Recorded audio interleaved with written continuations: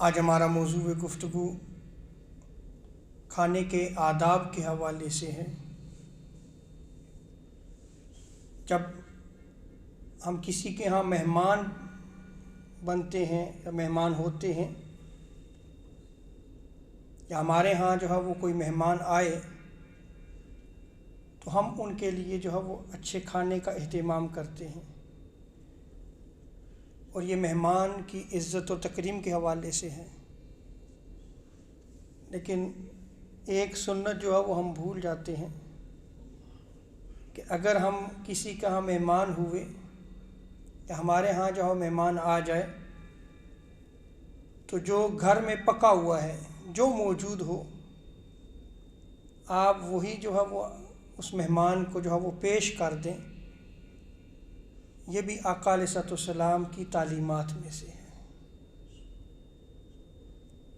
ہمارے ہاں جو ہے وہ آج اگر ایسا عمل ہو تو برا منایا جاتا ہے کہ دیکھیں جی ہم مہمان گئے، اس نے کوئی اہتمام ہی نہیں کیا۔ نہیں، ایسا نہیں ہونا چاہیے۔ امام بہقی نے آداب الطعام میں اس روایت کو جو ہے وہ نقل کیا ہے کہ تاجدار کائنات صلی اللہ تعالیٰ علیہ وسلم کے پیارے صحابی حضرت جابر بن عبداللہ کے پاس صحابہ کرام کی ایک جماعت رضوان اللہ تعالیٰ علیہم اجمعین وہ آپ کے گھر جو ہے وہ گئی، اور حضرت جابر بن عبداللہ کے گھر میں اس وقت جو موجود تھا اور اس کھانے کو جو ہے وہ معمولی سمجھا جاتا تھا اس دور میں، اور جو موجود تھا وہ جو ہے وہ انہیں جو صحابہ کی جماعت آئی جو ہے وہ پیش کیا، اور وہ کیا تھا؟ روٹی اور سرکہ۔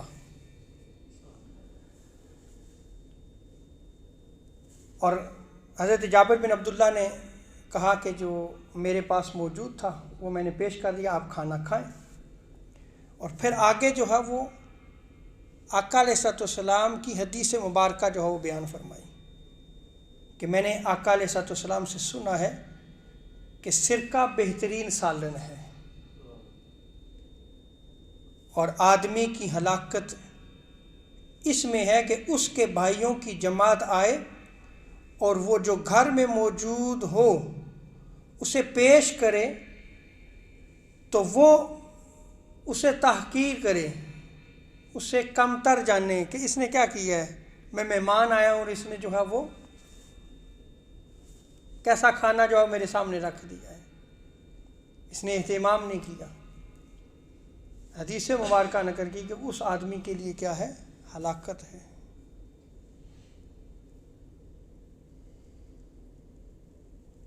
اور جو کھانا جو ہے وہ پیش کیا جائے اس کو کمتر نہ جانے، اس لیے ہمیں چاہیے کہ ہم اس سنت کو بھی زندہ رکھیں۔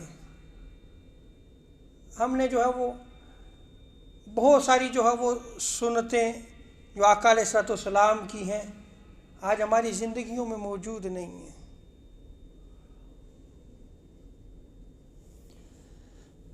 کوئی بھی کھانا جو ہے وہ بے وقت نہیں ہوتا، کمتر نہیں ہوتا، حقیر نہیں ہوتا، وہ اللہ کی نعمت ہوتی ہے، ہمیں اس کی قدر کرنی چاہیے۔ اسی طرح کھانے کی ابتدا جو ہے اور کھانے کا آخر جو ہے وہ کیا ہونا چاہیے، اس میں ایک روایت جو ہے وہ ترغیب و ترہیب میں نقل کی گئی ہے، المطالب العالیہ میں بھی اس کو نقل کیا گیا ہے کہ وہ ہے کھانے کی ابتدا جو ہے وہ نمک سے کریں۔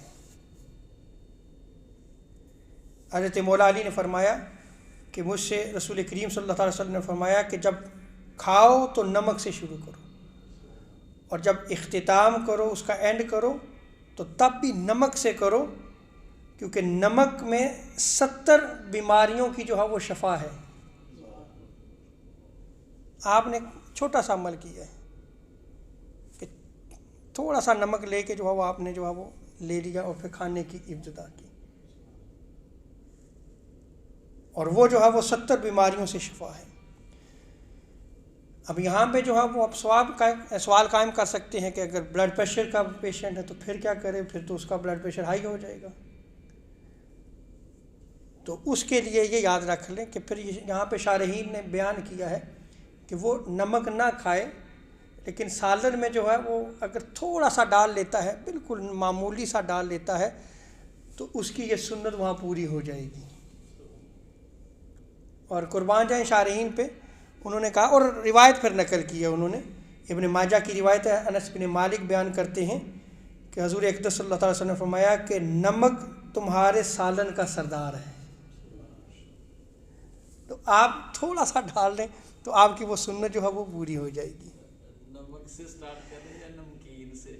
ہاں، اس پہ جو ہے وہ پھر ساری نے یہ بھی لکھا ہے کہ نمکین سے آپ سٹارٹ کر لیں، کھانا نمکین جو ہے وہ آپ اس سے آغاز کریں، یہ بھی بیان کیا ہے۔ اور اسی طرح بعض روایات میں جو ہے وہ کھانے کے آخر میں میٹھا کھانا، یہ بھی سنت ہے۔ جامع ترمذی ابن ماجہ کی روایت میں آتا ہے، اکراش بن ذؤیب روایت نقل کرتے ہیں کہ انہوں نے تاجدار کائنات صلی اللہ تعالی وسلم کے ساتھ جو ہے وہ کھانا کھایا، اور حضور نے سرید کھائی۔ سرید ہوتی ہے سالن میں روٹی ڈال کے ڈبو کے جو ہے وہ کھانا کھایا جاتا ہے۔ راوی بیان کرتے ہیں کہ اس میں چربی کی جو ہے وہ چکناہٹ بہت زیادہ تھی، یعنی فیٹ بہت زیادہ تھا۔ اور پھر اس کے بعد آقا علیہ الصلوۃ والسلام نے جو ہے وہ کھجور جو ہے وہ تناول فرمائی۔